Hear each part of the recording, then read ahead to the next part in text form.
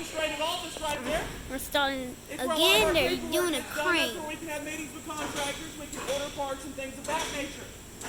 And moving back from our administrative office there, we do have our air brake shop. Now that air brake shop is where we can rebuild air brake systems. Now I know what you're thinking, Justin, that room's like not big enough to bring a piece of equipment in, and you're right.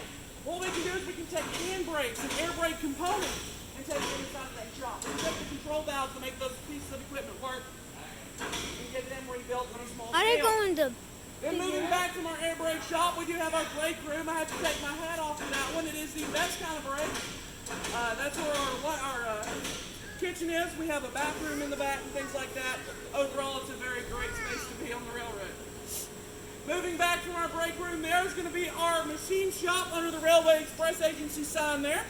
That's where we're able to machine some new parts. Now, we can't cast a part, but we can machine a new part. And finally, folks, all the way back in the back of the facility back there, underneath the American flag, is a quite rare component. That is our steam locomotive wheel shop.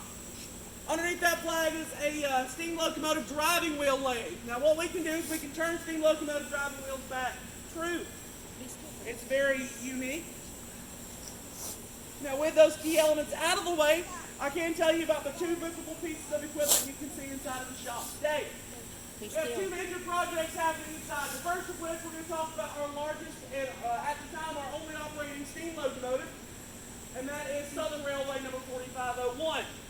The 4501 here is one of the first acquisitions we ever received at the Tennessee Valley Railroad Museum. We acquired this locomotive in 1964, and the museum was only 3 years of age. This locomotive was built in 1911 by the Baldwin Locomotive Works in Philadelphia, Pennsylvania, and it was the first of its class ever built for the Southern Railway.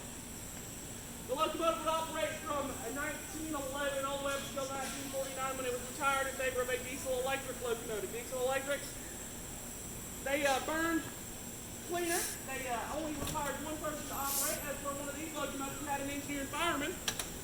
The diesel locomotives only had to have an engineer. Now for the longest time, I'm kind of getting off track, but I really like sharing this story. For the longest time, when you switched from steam locomotives to diesel locomotives, you still had a fireman.